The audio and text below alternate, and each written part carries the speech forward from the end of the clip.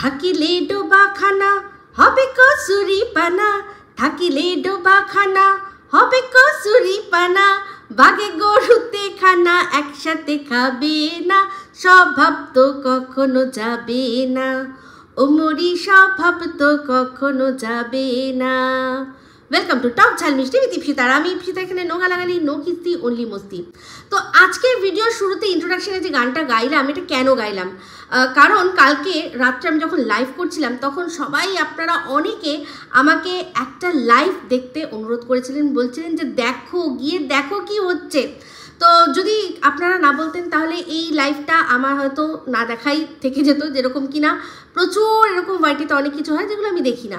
তো এই বিষয়টা নিয়ে, এই যে বিষয়টা নিয়ে কথা হয়েছে লাইভে, তার মধ্যে থেকে বেশ কিছু কথা আমি বলবো। তো যারা লাইভে ছিলেন, যারা আর কি এই জিনিস কথাবার্তা বলেছিলেন, তাদের মধ্যে ওখানে দুজন ছাড়া কারোর সাথেই আমার পার্সোনাল কোনো প্রবলেম নেই।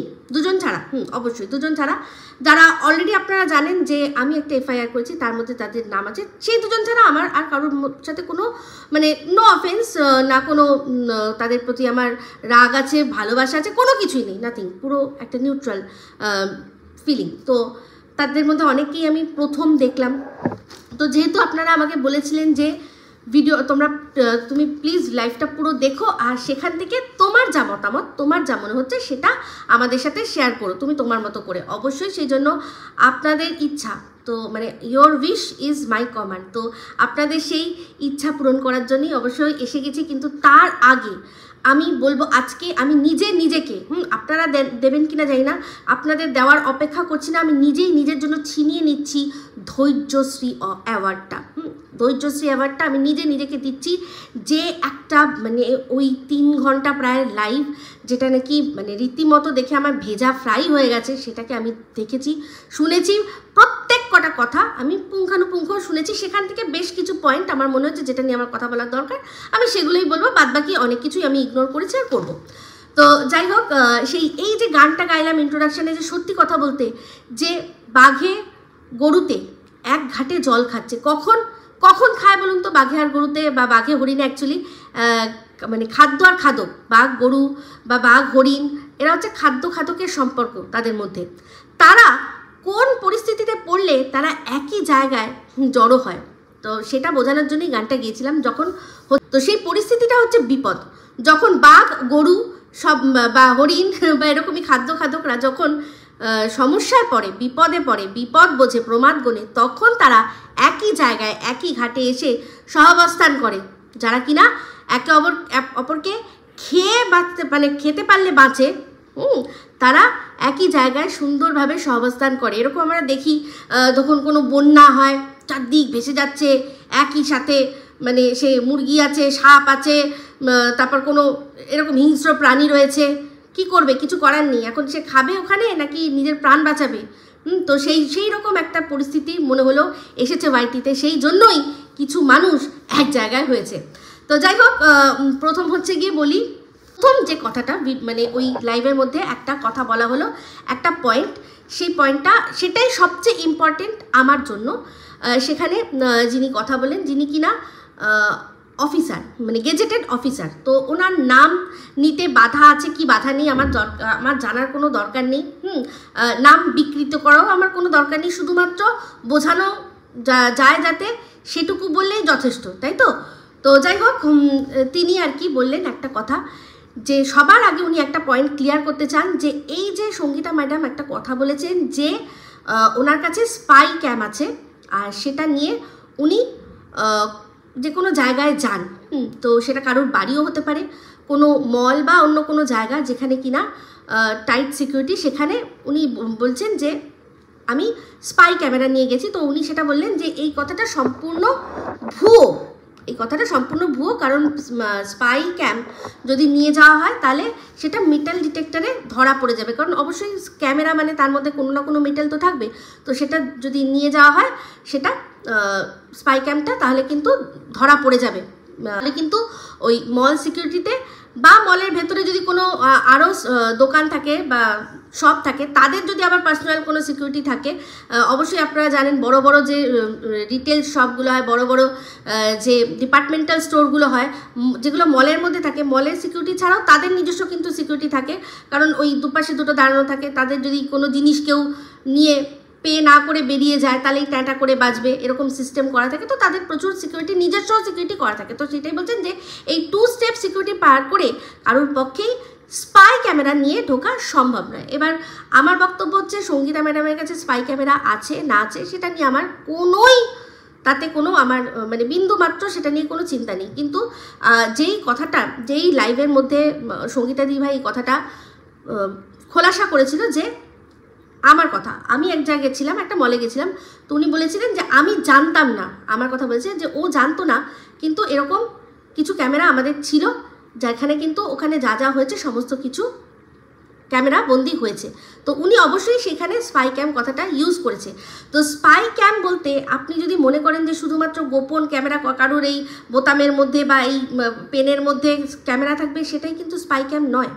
স্পাই ক্যাম কিন্তু এরকমও হতে পারে যে আমি কথা বলছি, অন্য আরেকজন তারা আমাদের অলক্ষ্যেই আমাদের ভিডিও করছে বা আমাদের ছবি নিচ্ছে, সেটাকেও কিন্তু স্পাই ক্যাম বলা যেতে পারে। তার জন্য প্রপার স্পাই ক্যাম না হলেও আপনার মোবাইলটাই যথেষ্ট। আপনি একজনের দুজনের বা একজন দুজন বা আরও অনেক মানুষের উপর স্পাইগিরি করছেন। আমরা অনেকেই জানি যে প্রাইভেট ডিটেকটিভ হয় যাদের মানুষ হায়ার করে, বিশেষ করে আজকাল তো বেশিরভাগ ক্ষেত্রে যখন সম্বন্ধ হয় করে, তো তারা কিন্তু এমনি নর্মাল ক্যামেরা নিয়েই টুকটুক করে ফটো তোলে, দেখে সমস্ত কিছু, যদি সন্দেহজনক কিছু মনে হয়। তো স্পাই ক্যাম মানেই যে তাকে ওই রকম ধরনের পুরো প্রপারলি করতে হবে এরকম কোনো বিষয় না। তবে হ্যাঁ, আমি যেহেতু ওখানে ছিলাম, আমি যেহেতু সঙ্গীতা ম্যাডাম যেটা বলেছেন সেটাতে আমি জানি, তো উনি যে কথাটা বলেছেন যে আমাদের কাছে ছবি আছে, আমাদের কাছে ভিডিও আছে, সেই কথাটা কিন্তু সত্যি। এটুকু আমি বলতে পারি, এটুকু আমি ক্লিয়ার করলাম। এবার বাদবাকি উনি স্পাই ক্যাম দিয়ে যেটা বলছেন সেটা নিয়ে আমার কোনো যায় আসে না, যেহেতু এটা আমার ক্ষেত্রে হয়েছে আমি সেই জন্যই জানি। আর আমি নিজেও বলেছি যে আমি কোনো না ছবি তুলেছি না কোনো ভিডিও করেছি, আমি বা আমরা কেউই ছবি তুলিনি। কিন্তু অবশ্যই আমি কিন্তু অনেক দিন আগেই বলেছি যে ছবি আমার কাছে আছে। তো আশা করি এই বিষয়টা ক্লিয়ার করতে পারলাম। তো যাই হোক, সবার আগে বলি আরেকটাও কথা, যে উনি একটা ভিডিও দেখলাম, মানে এই যে অফিসার ম্যাডাম আছেন ওনার একটা ভিডিও দেখলাম, সেখানে উনি বলছিলেন সঙ্গীতা দিকে কিছু কথা। সেখানে হঠাৎ করেই দেখছি যে উনি বলছেন যে আপনাকে আমি ম্যাডাম সম্বোধন করব না, আপনাকে আমি ম্যাডাম ডাকবো না, আপনাকে আমি ম্যাডাম ডাকতে বাধ্য নেই, কারণ আপনি কোনো এরকম সংস্থার সাথে যুক্ত নন যে যার জন্য আপনাকে আমি ম্যাডাম ডাকতে বাধ্য হব। ভালো কথা। তাহলে এতদিন কেন ডেকেছিলেন? তখন আপনাকে কে বাধ্য করেছিল? আমি শুধু এই প্রশ্নের উত্তরটা জানতে চাই, যে এতদিন যে আপনি ওনাকে সে সম্মানে বলুন বা ভালোবাসায় বলুন বা যে কোনো কারণে বলুন, স্বার্থে বলুন, ম্যাডাম ম্যাডাম যে করতেন, তাহলে কেন করতেন? তখন আপনাকে কে মানে মাথার দিব্যি দিয়েছিল? বা তখন আপনি জানতেন না ওনার ডেজিগনেশন কি? ওনার কোনো সরকারি ডেজিগনেশনই নেই যার জন্য ওনাকে ম্যাডাম ডাকতে হবে। তো এই কথাটা মানে পিওর দোগলামি লাগলো আমার, ওনার এই যে স্টেটমেন্টটা। তো এটা যদিও ওনার এই লাইভে হয়নি, কিন্তু ওনার একটা ভিডিও দেখেছি। তো আজকে যেহেতু ওনার সম্পর্কে কিছু কথা বলছি, তো ভাবলাম লাগে হয়তো এই কথাটা বলেই দিই। তো যাই হোক, এরপর উনি একটা কথা বললেন যে আইও কেস দেবো কেস দেবো কেস দেবো, এই যে সঙ্গীতা ম্যাডাম বলে তাতে কেস দিলেই কি হয়ে যায়? না, আইও থাকে, মানে অফিসার ইনচার্জ, তিনি পুরো বিষয়টা খতিয়ে দেখেন যে এই যে কারোর বিরুদ্ধে কেউ কেস দিচ্ছে সেই কেসের কতটা সত্যতা আছে, তার কাছ থেকে, যে কেস করছে তার কাছ থেকে প্রমাণ চাওয়া হয়। সে যে প্রমাণগুলো দেয় সেই প্রমাণগুলো ভালো করে বিচার করে তারপর হচ্ছে সার্কামস্টেন্সেসের সাথে সাথে সার্কামস্টেন্সিয়াল যে এভিডেন্সগুলো আছে সেগুলোও কিন্তু খতিয়ে দেখা হয়। তারপর সেই আইও বিচার করেন যে সত্যি কেস করার মতো বিষয়, নাকি এ কোনো পার্সোনাল কারণে কারোর নামে মিথ্যা কেস দিচ্ছে। কারণ মিথ্যা কেস একবার যখন যদি কোনো আইও তিনি নেন, তাহলে তাকেও কিন্তু পরবর্তীকালে যদি এই কেসটা মিথ্যা প্রমাণিত হয়, তিনিও কিন্তু জবাবদারি করতে বাধ্য থাকবেন যে আপনি ভালো করে খতিয়ে না দেখেই আপনি কেসটা নিয়ে নিলেন। তো আশা করি বোঝাতে পারলাম। তো আমি সেটাই বলছি, আপনি যখন এই বিষয়টা এত ভালো করে বোঝেন, তাহলে আমি বলবো যে আপনার লাইভে আজকাল যারা উঠছে তাদেরকে এই বিষয়টা বোঝান যে মিথ্যা কেস করলেই কিন্তু হয় না, মিথ্যা কেস করলেই হয় না। আইও যিনি থাকেন তিনি ভালো করে বিচার করেন। তো যাই হোক, উনি একটা কথা বলছেন যে সঙ্গীতা ম্যাডাম বা তার গ্রুপ বা তার অ্যাসোসিয়েটস কিছু রয়েছেন, তারা সরকারি কর্মচারীদের কি করছে না অপমান করছে। তো সে এমনকি সঙ্গীতা ম্যাডাম নিজেও করেছেন ওনার বক্তব্য অনুযায়ী, যে উনি বলেছেন, সঙ্গীতা ম্যাডাম বলেছেন যে আমি যেখানে যাই সেখানে আমার জন্য টেবিল চেয়ার মুছে দেওয়া হয়। এই কথাটা সঙ্গীতা ম্যাডাম যদি বলে থাকেন, উনি এটা বলেছেন, ঠিক এই কথাটা সঙ্গীতা ম্যাডাম বলেছেন, ঠিক আছে, ভালো কথা, উনি তার প্রতিবাদ করলেন। কিন্তু যখন বলেছিলেন তখন কিন্তু প্রতিবাদ করেননি, এখন করছেন। তো এই প্রতিবাদটা করতে গিয়ে উনি যে কথাটা বললেন, এবার সেটা আপনারা একটু শুনুন। উনি বলছেন যে সব অফিসাররা তো আর সবার ঢলানি ফলানিতে ঢলে যায় না, কিছু অফিসাররা রয়েছে যাদের মেরুদণ্ড শক্ত। তাহলে আজকে এই যে আমাদের প্রশাসনে বেশ কিছু মানুষ আছে যারা কিনা তারাও অফিসার, কিন্তু তারা হলানি ঢলানিতে ভুলে যায়। এই কথাটা বলে উনি আমাদের কাছে কি বার্তা দিলেন? উনি একজন সরকারি কর্মচারী হয়ে, একজন সরকারি অফিসার হয়ে উনি আমাদের কাছে কি বার্তাটা দিলেন? যে এখানে আমাদের প্রশাসনে বেশ কিছু মানুষ আছে, আমাদের তাহলে নিজেদের কার্যসিদ্ধি করার জন্য সবসময় একটু করে হলানি ঢলানি করে দেখতে হবে যে এ ফাঁসলো কি এ ফাঁসলো না। তো উনিও তো যে বেশ কিছু মানুষ যাদের সম্পর্কে, বেশ কিছু না, সবচেয়ে বড় কথা এই কমেন্টটা যে উনি পাস করলেন, তাতে উনি হচ্ছেন শতেক পাপী। একজন হচ্ছে যে চোর, যে চুরি করে, সে এক পাপী, কারণ সে তো চুরি করেছে, তার একটাই দোষ। কিন্তু যার চুরি যায় তাকে বলে শতেক পাপী। তো ইনি সেই শতেক পাপীর মধ্যে, মানে উনি যে স্টেটমেন্টটা দিলেন, তাতে এখন প্রত্যেকটা প্রশাসনিক লোককে দেখে সন্দেহ হবে, আচ্ছা এই লোকটা হলানি ঢলানিতে ঢলে যাওয়ার মানুষ নয় তো, এরকম। তাহলে বুঝুন যে উনি সরকারি কর্মচারীদের কতটা, তার মধ্যে প্রশাসনিক পুলিশ, বেশিরভাগ উনি তো পুলিশদের কথা বলেছেন, যে পুলিশটা কিনা আমাদের সাহায্য করার জন্য বসে রয়েছে। সেক্ষেত্রে সঙ্গীতা দিদিভাই যদি এই কথাটা বলে থাকে যে টেবিল চেয়ার মুছে দেয়, তার থেকেও জঘন্যতম এই স্টেটমেন্টটা যে অনেক পুলিশই তারা হলানি ঢলানিতে ভুলে যায়, এটা আরও জঘন্যতম স্টেটমেন্ট। ম্যাডাম একটু চিন্তা করে দেখবেন। তো যাই হোক, আপনাকে ম্যাডাম বলছি, আপনি তো যেহেতু প্রশাসন অ্যাডমিনিস্ট্রেটিভ লেভেলে আছেন সেই জন্য, ঠিক আছে। তো যাই হোক, এবার আসি। এরপর আসলো ওনার আরও এক প্রতিবাদের ভাষা। উনি বললেন যে 3 মাস ধরে উনি সঙ্গীতা ম্যাডামের সাথে কাজ করেছেন। তো সেক্ষেত্রে উনি যখন কাজ করেছেন, ওনার সাথে তখন কথা বলতেন, উনি দেখেছেন, শুনেছেন যে সঙ্গীতা দিদিভাই, আমি কখনো ম্যাডাম বলবো, কখনো দিদিভাই বলবো, এটা আমার সম্পূর্ণ নিজের ইচ্ছা, কখনো দিদি বলবো। তো যাই হোক, তখন আমাদের এই অফিসার ম্যাডাম দেখেছেন যে ওনার বাড়িতে যারা কাজ করে তাদের সাথে উনি কীরকমভাবে দুর্ব্যবহার করেছেন, কীরকমভাবে কথা বলেছেন, বিশ্রীভাবে চিৎকার করে করে তাদের মানসিক যন্ত্রণা দিয়েছেন। আর উনি তখন সেটা চুপচাপ সেই জিনিসগুলো হজম করেছেন, গিলেছেন। কারণ তখন তো ওনার সাথে খারাপ সম্পর্ক ছিল না, তখন তো ওনার প্রতি যে প্রয়োজনটা সেটা তো ফুরিয়ে যায়নি, তখন তো স্বার্থটা চটেনি, তখন তো মনে হয়নি যে হ্যাঁ এখন আমার প্রতিবাদ করা দরকার। আজ সেই 3 মাস আগে, 3 মাস ধরে যে ওনার বক্তব্য অনুযায়ী গরিব মানুষগুলো যারা এই ম্যাডামের দ্বারা, সঙ্গীতা ম্যাডামের দ্বারা নিপীড়িত হয়েছেন ভার্বালি, তাদের জন্য তখন উনি প্রতিবাদ করেননি। তো ওনার এই প্রতিবাদটা আজকের ডেটে দাঁড়িয়ে প্রতিবাদ না প্রতিশোধ, এটা আমি ম্যাডাম আপনাকেই জিজ্ঞাসা করলাম। আপনি যখন দেখছেন অন্যায় যখন হচ্ছে, প্রথম দেখছেন, সঙ্গে সঙ্গে বলা উচিত ছিল যে ম্যাডাম আপনার বাড়িতে কাজ করে বলে আপনি এরকমভাবে কেন কথা বলছেন, এটা কিন্তু করা উচিত নয়। যদি বলতেন তাহলে বুঝতাম, এই যে মেরুদণ্ডর কথা বলেন, তাহলে বুঝতাম যে আপনারটা সোজা রয়েছে।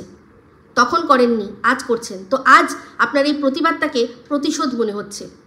তো যাই হোক, এবার আমাদের অফিসার ম্যাডাম বললেন যে ওপেন লাইভে তাকে থ্রেট করা হয়েছে যে তার চাকরি খেয়ে নেওয়া হবে। তো বলি চাকরি কি মানে নাড়ু নাকি, ছেলের হাতে নাড়ু যে কেউ বলবে আর ছিনিয়ে নিয়ে খেয়ে নেবে?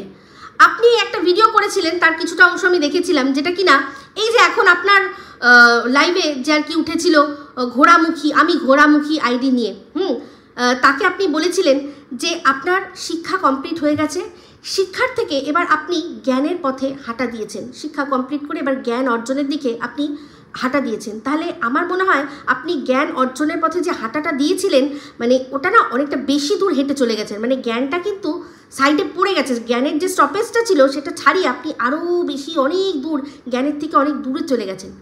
সেই জন্যই এই কথাটা বললেন যে একটা চাকরি, আপনি এমন কিছু কাজই করেননি যার জন্য আপনার চাকরি প্রবলেমে আসতে পারে, যে কেউ আপনার চাইলেই চাকরি খেয়ে নেবে। এটা জ্ঞানের কথা হলো? হ্যাঁ ম্যাডাম, আমাদের অফিসার ম্যাডাম, এটা কি জ্ঞানের কথা হলো? মানে এটা তো কি বলবো, সেই মানে ক্লাস 5-এর বাচ্চারাও আমার থেকে ছিনিয়ে নিয়েছে, আমার থেকে নিয়ে নেবে, এর চেয়েও দেখলাম আরও মানে অনেক নিচের লেভেলের কথা। তো যাই হোক, আপনি একটা কথা এর আগেও বলেছেন একটা ভিডিওর মধ্যে, যে জার্নি ম্যাডাম যখন এসেছিলেন উনি তখন যা এখন জামা পরেন তার থেকে আরও কম জামা কাপড় পরতেন। আপনি আর আপনার কিছু অ্যাসোসিয়েটস তারা বলে ওনাকে শুধরেছেন। তো তারপর আজকে আবার আপনি বললেন, মানে এরপর আপনি আবার স্টেটমেন্ট দিলেন যে এখন উনি কি করছেন সেটা আমাদের দেখে তো দরকার নেই, that is not our look out. ভালো কথা, তাহলে তখনও সে তার ব্রেড বাটারের জন্য কি করছিল সেটাও তাহলে তখন আপনার লুক আউট হওয়ার কথা নয়। আপনার কাছে যেটা মনে হচ্ছে যে এই অবধি শুধরানো, মানে শুধরানোর প্যারামিটারটা আপনার কাছে যতটা, প্রত্যেকটা মানুষের কাছেই কি ততটা হতে হবে? আমি তো মনে করবো যে জার্নি ম্যাডাম যেদিন ঘোমটা পরে বসে ভিডিও করবেন সেটা আমার মনে হবে যে হ্যাঁ এই তো শুধরে গেছে। এটা প্রত্যেকটা মানুষের, আমি একটা উপমা দিলাম, এরকম প্রত্যেকটা মানুষের কাছে আলাদা বিষয়। তো আপনি মনে হচ্ছেন আপনার প্যারামিটারে উনি শুধরে গেছেন। এবার আরেকজনের যদি মনে হয় যে না আরেকটু প্যারামিটারটা আমার উপরে, আরেকটু শুধরানো দরকার, তো সেটা সম্পূর্ণ তাদের ব্যাপার। তো সেই জন্যই আমি বলছি না এইটুকু না ওইটুকু, মানে তাহলে যে এটা যদি বিচার করতে তাহলে না আপনার শুধরানোটা ঠিক ছিল, না এখন যারা বলছে তাদের শুধরানোটা ঠিক। বক্তব্য একটাই, যে যার ব্রেড বাটারের জন্য যে যা করছে সেটা তাকে করতে দেওয়া হোক, তাই তো? এটাই বক্তব্য। তো সেক্ষেত্রে কিছু জিনিস চলতে দেওয়া যায় না, কারণ শুধু সে তার ব্রেড বাটারের জন্য সমাজের কাছে ভুল বার্তা দিয়ে যাবে, সেটা আবার সহ্য করা যায় না, সেটা সহ্য করা মানে করে না মানুষ। তো যাই হোক, আপনি যেটা করেছিলেন আমি বলবো না ভুল করেছেন, কিন্তু এই যে প্যারামিটার সেট করা এইটা কিন্তু সম্পূর্ণ আমার মনে হচ্ছে ভুল বিষয়। এবার এটাতে সবাইকে মানে সর্বজন বিদিত একটা যে হয় মানে মতামতে আসা দরকার, যে হ্যাঁ এই অবধি ঠিক হয়ে গেছে। যেমন এরকম অনেকেই আছে, অনেকেই এই ধরনের ভিডিও করছে, আপনারা ওদের শুধরালেন, এখন দেখবেন তো লাইভে কি হয়, একটা লাইভে কি হয় গিয়ে দেখবেন, ওখানে গিয়ে গালাগালি খিস্তি লিখবেন, ওদেরকে আটকাতে পারবেন না। এরকমভাবে আটকানো যায় না কোনোভাবে। হয় এদের জন্য মানে এই ওরা ইউটিউবে কাজ করছে, যদি ইউটিউব না সেখানে আপত্তি করে, সেখানে আপনি আপত্তি করে কতদূর কি করে নিতে পারবো, তাই না? তো যাই হোক, এবার শুনলাম একটা স্টেটমেন্ট, মানে একজন আপনাদের লাইভে উঠেছিল, সে বলল যে আপনি একটা ডগিকে নিয়ে খুব বাজে একটা কমেন্ট পাস করেছিলেন। আপনি নিজেও স্বীকার করলেন যে হ্যাঁ ওটা আমার বলা উচিত হয়নি, অতদূর না বললেও হতো, এতটা ইন্টেন্স কথাটা না বললেও হতো, আপনি সেটা স্বীকার করলেন। আপনি নিজের ইমোশনকে কন্ট্রোল করতে না পেরে, রাগ দুঃখ যে কোনো, আমি তাই জন্য ইমোশন বললাম, কন্ট্রোল করতে না পেরে আপনি এরকমভাবে একটা লুজ টক করে ফেললেন, এমন ভুল যার জন্য আপনাকে পরবর্তীকালে ক্ষমাপ্রার্থী হতে হচ্ছে, ক্ষমা চাইতে হচ্ছে। তাহলে এবার চিন্তা করে বলুন, আপনি কি আপনার ডেজিগনেশনের সাথে পুরোপুরি জাস্টিস করলেন কি? তাহলে এবার বলুন যে এই যে সোমা, সীমা, ধরিত্রী, এদের কথা বলুন, এরা তো একাডেমিক কোয়ালিফিকেশান আপনার কাছে কিচ্ছু না। তাহলে ওরা যদি লুজ টক করে বসে, যদি মুখ খারাপ করে বসে, তাহলে সেটাকে আবার মুখ খারাপ করছে বলাটা কতটা জাস্টিফাইড আপনার জন্য? আমি আপনার কথা বলছি, আপনার কেন, এরকম প্রত্যেক কটা মানুষ যারা রয়েছে, তো আপনি নিজেকে সামলাতে পারেন না, এরকম একটা না, আপনি অনেক লুজ টক করেছেন শুনলাম, অনেক লুজ টক অনেকেই ওখানে বলছিল। তো সেক্ষেত্রে আপনি বলছিলেন যে হ্যাঁ ওটা আমার উচিত হয়নি, আমার বলা উচিত হয়নি। তাহলে ভাবুন, আপনি এত পেট ভর্তি শিক্ষা নিয়েও যখন নিজেকে সামলাতে পারছেন না, ওরা তো সেরকম প্রিভিলেজ নয় আপনার মতো, একেবারেই নয়, তাই না? তাহলে চিন্তা করে দেখুন তো, ওদেরকে মানে নিজেকে ওদের জায়গায় বসিয়ে, যে তাহলে ওরা যেটা বলছে তখন দেখবেন আপনার মনে হবে যে হ্যাঁ ঠিকই বলছে। আপনি যদি না নিজেকে সামলাতে পারেন তাহলে বলবো ওদের সাথে আপনারও কোনো তফাৎ নেই, আপনার কোনো অধিকার নেই ওদের নিয়ে এরকমভাবে আলোচনা করার, যদি আপনি নিজের ইমোশন না আটকাতে পারেন। আর আজকের থেকে বলবো ওদের প্রতিও আপনি একটু সহমর্মিতা রাখুন, ওদের ইমোশনও বুঝুন যে ওদেরকেও কীরকমভাবে অ্যাটাক করা হয়, তাই না? আপনি যখন পারছেন না তাহলে ওরা কি করে পারবে, তাই না? তো যাই হোক, আপনাদের এই লাইফটা বাবা বিশ্বাস করুন মানে টর্চার, টর্চার সহ্য করেছি, প্রচুর টর্চার, মানে এতটা কুরুচিপূর্ণ জিনিসগুলো মানে দেখছি আর ভাবছি যে ভাই স্বার্থে মানুষ কি না করে। আপনি একজন অফিসার, গেজেটেড অফিসার হয়ে, এত শিক্ষিত হয়ে, একজন যার জন্ম পরিচয় জানা যায়নি, সে নিজেই বলেছে আমাদেরকে, সীমার কথা বলছি, সেই জন্ম পরিচয়হীন একটি মেয়ে যাকে কেউ জন্ম দিয়ে মরতে ফেলে দিয়ে গেছিল, সে তার নিজের ভাগ্যের জোরে আজকে এই জায়গায় দাঁড়িয়েছে। আর তাকে খোঁচা মেরে মেরে কাজল করে রাখবো তোমায়, রাখবো আমার চোখের কোলে যখন আপনারা করছিলেন না, আমি ভাবছিলাম যে ওই মেয়েটির সার্থকতা বুঝি এখানেই, যে আপনাদের মতো মানুষরা ওকে নিয়ে ক্যারিকেচার করছে। কি অদ্ভুত না? দেখুন, আপনাকে নিয়ে বা আপনাদের মতো লোকদের নিয়ে ওরা বলবে, সেটা তো খুবই স্বাভাবিক বিষয়, তাই না? কারণ ওদের তো কোনো আর আদার সোর্স অফ ইনকাম নেই, কিছুই নেই। সেখানে আপনাকে নিয়ে দুটো কথা বলে ভিউজ কামাচ্ছে, আপনি নিজেই বলেন যে কোনো ব্যাপার নয়, কিন্তু আপনাকে এটা করতে হচ্ছে। এখানেই বুঝি ওদের সার্থকতা, মানে সীমার কথা বলছি, যাকে আপনি কি বিজনেস ঝি-ফি এই ধরনের কিছু কথা বলেন, তো এখানেই হচ্ছে ওর সার্থকতা। আপনার মতো প্রিভিলেজ নয় কিন্তু, বাট তাও আজকে এত মানুষের ভালোবাসা পাচ্ছে। হ্যাঁ, একটা জিনিস আছে ওর মধ্যে, যেটা হচ্ছে অনেস্টি। সেই অনেস্টিটারই ও সারা জীবন দাম পেয়ে যাবে। তো এরকমভাবে আপনারা যত খোঁচা মারবেন, যত ওকে নিয়ে খোঁচা মারবেন, ততই কিন্তু মনে হবে যে ওই যে আমি সবসময় একটুখানি বলতে মানে উপমা দিই, তো আপনাদের কাছে না ওই যে সেই মনে হচ্ছে কি বলুন তো, আপনারা সেই ভাল্লাল দেব যার এত বড় মূর্তি তৈরি হয়েছে, আপনারা নিজেরা স্বর্ণ মূর্তি তৈরি করেছেন, কিন্তু তার সামনে সীমা তার নিজের কর্ম জোরে এমন নিজের প্রতিমূর্তি তৈরি করেছে যে আপনাদের তাকে নিয়ে কথা বলতে হচ্ছে। হ্যাঁ, তো সেই প্রতিমূর্তি যেটা লোকে দেখতেও পাচ্ছে না, মানে এমনি খালি চোখে দেখতে পাচ্ছে না, কিন্তু যারা দেখার তারা দেখছে। আপনার ওই ভাল্লাল দেবের মতো ছোট্ট হয়ে গেছেন, আর সীমা বাহুবলীর মতো অনেক বড় হয়ে গেছে। গান কাজল করে রাখবো তোমায়, রাখবো আমার চোখের কোলে। তো যাই হোক, আপনাদের এই যে সুন্দর রঙ্গলীলা যে লাইফটা, তাতে দেখলাম যিনি হোস্ট, ওয়াও, তাকে দেখলাম একজন প্রশ্ন করলো অ্যাম আই অডিবল, তো সেখানে উনি উত্তর দিলেন নো ইউ আর এডিবল। মানে wow wow wow, slow clap. এই না হলে শিক্ষিত, এইরকমভাবে মহিলাদের অবজেক্টিফাই কে করতে পারে ভাই? অবশ্যই যার যেভাবে বললো তাতে তো মনে হচ্ছিল কাঁচাই চিবিয়ে খেয়ে নেবে। দারুণ দারুণ। আর ওখানে যতজন মহিলা ছিলেন সবাই আপনারা একসাথে দাঁত কেলালেন, কেউ একবারও বললেন না এটা যে এটা কি ধরনের কথাবার্তা, একটা মেয়েকে এরকমভাবে অবজেক্টিফাই করছো। সে জিজ্ঞাসা করছে অ্যাম আই অডিবল, আমার কথা শোনা যাচ্ছে কিনা, আর তুমি বলছো ইউ আর এডিবল, মানে তুমি খাওয়ার যোগ্য। Wow, what a nice. কিন্তু বিশ্বাস করুন, ওখানে সবাই যেভাবে হাসলো, আর এই জিনিসটাকে কেউ একটুখানি খারাপভাবে চোখে দেখলো পর্যন্ত না। আমি তো ভাবছি আমার হার্ট অ্যাটাক এসে যেত। যাকে আর কি এরকম এডিবল বলা হয়েছে, সে যদি সঙ্গে সঙ্গে গান ধরতো, मैं तो तंदूरी मुर्गी हूँ यार, गटकाले मुझे अल्कोहल से। হ্যাঁ, এরকমভাবেই যেরকম খুব সুন্দরভাবে মেয়েদেরকে গানের মধ্যে অবজেক্টিফাই করা হয়, তেমনি এও বললো হ্যাঁ ইউ আর এডিবল। সত্যি অবাক লাগলো দেখে। তবে কি বলুন তো, এই ধরনের লাইভ না হওয়া দরকার। তাহলে কি হয় বলুন তো, দর্শকদের পক্ষে সুবিধা হয় বোঝার যে ঠিক কাকে দেখবো আর কাকে দেখবো না। দর্শকদের চয়েসটা আরও বেশি, তারা খুব সুন্দরভাবে চুজ করতে পারে। তো এই ধরনের কিছু কিছু লাইভ মাঝে মাঝে করবেন। মানে পিওর আমার কাছে বিনোদন নয়, ভেজা ফ্রাই ছিল, বাট একটু ওইগুলো কমিয়ে একটু সুন্দর করে করার চেষ্টা করবেন, এই ধরনের এলিমেন্ট দেবেন। হ্যাঁ, তো যাই হোক, আরেকজন উঠেছিল, তার নাম অনুষ্কা, নামটা আমার মনের খুব কাছে।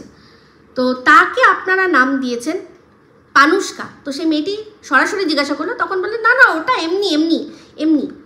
হ্যাঁ, তো একটা মেয়ে তার নাম অনুষ্কা, তার নাম যেহেতু আমরা সবার নাম ডাইরেক্ট নিতে পারি না, তো সেই জন্য সে বলছে যে কেন আপনি আমার নাম ডাইরেক্ট বিকৃত করার কি দরকার ছিল। তো যাই হোক সেই মেয়েটি নিজের জন্য লড়তে এসেছিলো দেখলাম, আর শুধু লড়তে না, সে অনেক কিছুই করতে এসেছিলো। তো সবার আগে সে অবজেকশন করলো যে আপনারা আমাকে যে নামটা দিয়েছেন, এই নামটা কেন দিয়েছেন? আমার নাম অনুষ্কা, তো আপনারা আমাকে পানুষ্কা ডাকেন। তো আপনি তখন তাকে সুন্দর করে বোঝালেন যে আমরা তো একে অপরের নাম এরকমভাবে নিতে পারি না, এটা নেওয়া উচিত না, সেই জন্যই নাম আমরা এমনভাবে বলি যাতে বুঝতে মানুষ পারে, কিন্তু আপত্তি, যার নাম ডাকছি সে আপত্তি করতে না পারে।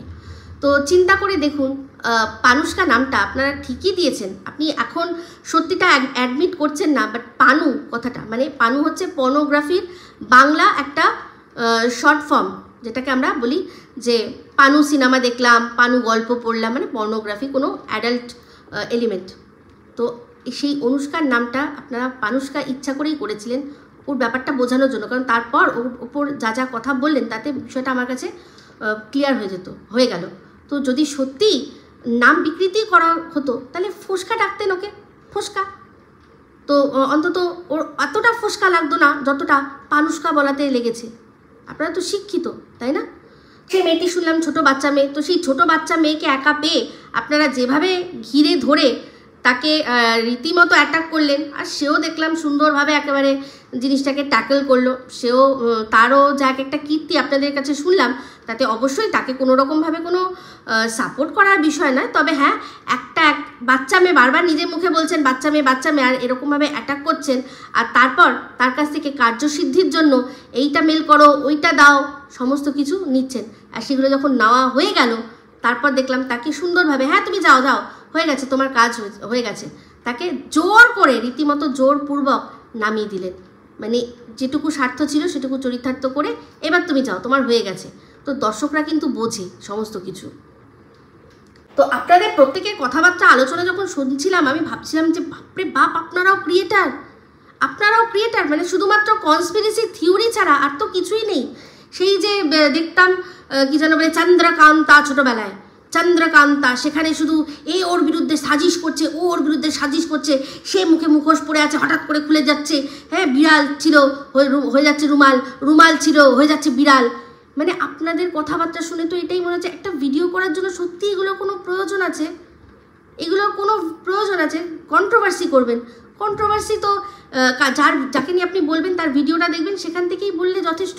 আপনারা ক্রিয়েটার, আপনাদের ভিডিও মানুষ দেখে, আমি অবাক হয়ে যাই শুধু দেখে যে শুধুমাত্র একে অপরের কল রেকর্ডিং ফাঁস, চ্যাট রিভিল, এই ধরনের কনস্পিরেসি ছাড়া আপনাদের কি আছে বুঝতেই পারলাম না আমি কিছু। তো যাই হোক, এরপর আসলো আপনাদের লাইভে আমি ঘোরামুখী বলে যে আইডিটা এসেছিলো আপনারা তাকে তুললেন না, সে যখন নিজের নামটা লিখলো তখন আপনারা তুললেন। তো সেখানে এটি অবশ্যই সে তো ছিমালিতে একেবারে ওস্তাদ, তো খানিকক্ষণ ছিমালি হলো, আর হবে না কেন, তার তো পুরনো দাদা ভাইও ছিল সেখানে, খুব সুন্দরভাবে ছিমালি হলো, ডবল মিনিং সুন্দর কথা হলো। তারপর আপনাকে একজন প্রশ্ন করলো, মানে এই যে আর কি আমি ঘোরামুখী যে ছিল সে আপনাকে প্রশ্ন করলো যে আমি আপনার কাছ থেকে জানতে চাই যে আমাকে হিংসুটে কেন বলা হয়েছে, কী হিংসার দেখেছেন আপনি? তো যাই হোক, উত্তর আপনি দিতে পারলেন না, বললেন যে ভিডিওর জন্য অনেক কিছু করতে হয়, আপনাকে সমস্ত কিছু মানে গ্রুপে টিকে থাকতেও আপনাকে অনেক কিছু করতে হয়, আবার ভিডিও করতে গেলেও একজনকে হিংসুটে বলতে হয়। আমি মনে মনে ভাবছিলাম আপনি এটা না বলেন, মানে আপনি যতটা জ্ঞান আর কি অর্জন করেছেন, আপনার যে জ্ঞান থেকে যে হাঁটতে হাঁটতে চলে গেছেন, তার ক্ষেত্রে আমি ভাবছিলাম আপনি এটা না বলেন যে আমাকে না ওই যে উনি যার আর কি, যাকে ম্যাডাম পর্যন্ত বলা যাবে না, নাম নেওয়া তো দূরের কথা, যাকে ম্যাডাম পর্যন্ত আপনার লাইভে বলা যাবে না, সেই আমাকে না উনি শিখিয়ে দিয়েছেন জানো তো বলতে যে তুমি হিংসুটে। আমি একবার ভাবছিলাম যে আপনি মনে হয় এটা বলবেন, তো যাই হোক বললেন না। যাই হোক, এই 7 ভাই চম্পা আপনাদের মানে লাইভটা আলোকিত করেছিল, তার বিরুদ্ধেই আমি জেনেছিলাম যে আপনি গেছিলেন। তো মানে ওই যে বললেন আপনি যে পয়সা আমি খরচা করবে না, তো ওই যে মানে যেটা করেছিলেন আর কি নিজের সম্মানের জন্য, যে কি একটা যেন ফেস মানে পয়সার জন্য, সেটা কি আবার উইথড্র করে নিলেন? একটুখানি ক্লিয়ার করবেন তো, দর্শকরা জানতে চায়, আমার কোনো ইচ্ছা নেই। তো যাই হোক, এই তারপর দেখলাম আঞ্চলিক ভাষা আর এই সব নিয়ে আপনারা যেরকমভাবে ক্যারিকেচার করলেন, এই সীমা ধরিত্রীকে ভাবছিলাম যে আপনাদের মতো এলিট ক্লাস আজকে ওদেরকে ক্যারিকেচার করছে, ওদের মনে হয় এখানেই সার্থকতা। হ্যাঁ, যে দেখুন ওরা আপনাদের ক্যারিকেচার করবে, এটা তো স্বাভাবিক কথা, তাই না? বাট ওদেরকে নোড়া নিমকি এইসব করে ক্যারিকেচার করতে হচ্ছে, সত্যি ওরা কিছু তো করতে পেরেছে ভাই বস, কিছু তো রয়েছে, সেই জন্যই, তাই না? আপনাদের মতো এলিট ক্লাসরা ওদের নিয়ে আলোচনা করছে। যাই হোক, ভিডিওটা আমি শেষ করে দেবো। সর্বোপরি একটাই কথা বলবো যে স্বার্থের সম্পর্কের সমীকরণ বরাবর চেঞ্জ হয়ে যায়। এই কথাটা আমি আজ থেকে না, অনেক দিন আগের থেকে বলেছি। তো যাদের সাথে আজকে স্বার্থের সম্পর্ক, যাদের সাথে আজকে স্বার্থের সম্পর্ক, তারাও কিন্তু আপনাকে পুরোপুরি বিশ্বাস করতে পারবেন না। কারণ এই যে ডাবল গেম খেলার একটা অভ্যেস একবার যখন কোনো মানুষের ওপর মানুষের চলে আসে না, সে কখনো সেটা ছাড়ে না।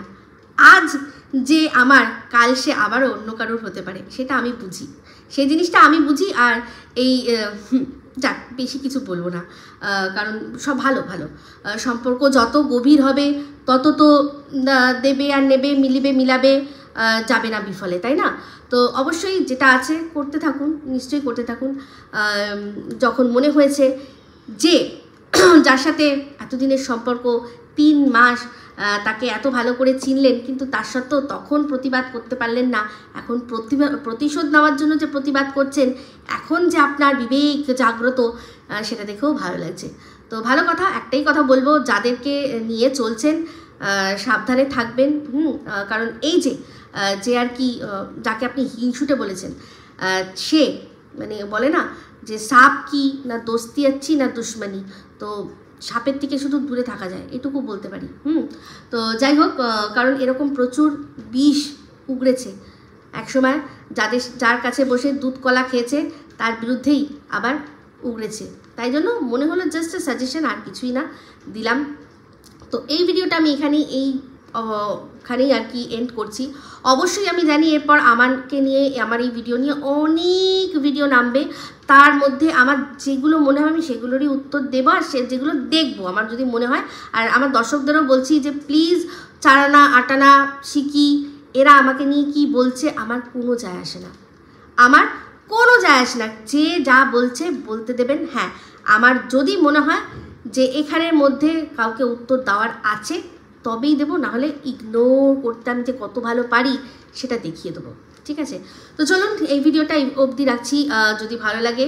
আর সবচেয়ে বড় কথা, শেষে একটা কথা বলতে হবে, যে প্রত্যেকটা মানুষ বলছে যে সঙ্গীতা দিদিভাইয়ের কোনো রকম কোনো ক্ষমতাই নেই, ওনার কোনো ক্ষমতাই নেই, উনি কিচ্ছু না জানেন না, কিছু কোনো ক্ষমতা আছে, কিন্তু তার সত্ত্বেও দেখুন আপনাদের একজোট হতে হচ্ছে ওই একটা মানুষকে দমানোর জন্য। তো কি আছে না আছে দর্শকদের কাছে বার্তা চলে যাচ্ছে, যারা লজিক্যালি বোঝে। অবশ্যই যারা গোলামে পরিণত হয়নি তারা আর কি, যারা লজিক দিয়ে বুঝবে তারা জানবে। একটা কথা বলবো আপনাকে, আমাদের অফিসার ম্যাডাম শুনেছেন একটা ওয়েব সিরিজে এই ডায়লগটা ছিল যে শিক্ষিত মানুষরা যখন নোংরামি করে না, তারা আরও ভয়ঙ্কর হয়ে ওঠে। তো অ্যাকচুয়ালি তাই, দেখবেন যদি উপমা দিয়ে বলি, দেখুন একদিকে বিন লাদেন, একদিকে হচ্ছে গিয়ে আমাদের দাউদ ইব্রাহিম, দুজনের মধ্যে শিক্ষার অভাব, দুজনেই কিন্তু ধ্বংসাত্মক, কিন্তু আরও বেশি ধ্বংস করেছে। আর সেরকম আরও শিক্ষিত মানুষ যারা কিনা ইউথ বরবাদ করতে পারে, আফজাল গুরুর মতো মানুষ। তো সেখানে বলছি যে শিক্ষা যেটা আপনার আছে সেটা পূর্ণ করে দিয়ে যে জ্ঞানের পথে চলেছেন, সেই জ্ঞানের পথটা সঠিকভাবে বাছুন, ঠিক আছে? মানে আপনার মতো একজন মানুষ যে কিনা শুধুমাত্র স্বার্থ চটেছে বলে এরকমভাবে 180 ডিগ্রি ঘুরেতে পারে, এটা সত্যি যারা আপনাকে ভালোবেসেছিল তাদের পক্ষে এটা হজম করতে খুব অসুবিধা হচ্ছে। তাদের মধ্যে অনেকেই আমাকে বলেছে। তো যাই হোক, আমার যেটা মতামত আপনাকে দিলাম। আমাকে কিন্তু আবার বলবেন না যে আমি দিদি ভাইয়ের চরণ বন্দনা করি না, একেবারেই না। তবে হ্যাঁ, আমার যে কেসটা তাতে উনি সরাসরি সাক্ষী, ওনার সাথে আমার সেই সম্পর্ক, দিদি বা ম্যাডাম বলে ডাকি, এইটুকুই, ঠিক আছে? কিন্তু যেখানে মনে হবে যে কথাগুলো ওনার সম্পর্ক যদি ভুল দেখি, যে উনি ওনার সম্পর্কে কেউ ভুল বলছে, অবশ্যই সেটা বলবো। আর আমার যদি ওনার কোনো ভুল চোখে পড়ে, অবশ্যই সেটা দর্শকদের সাথে তুলে ধরবো।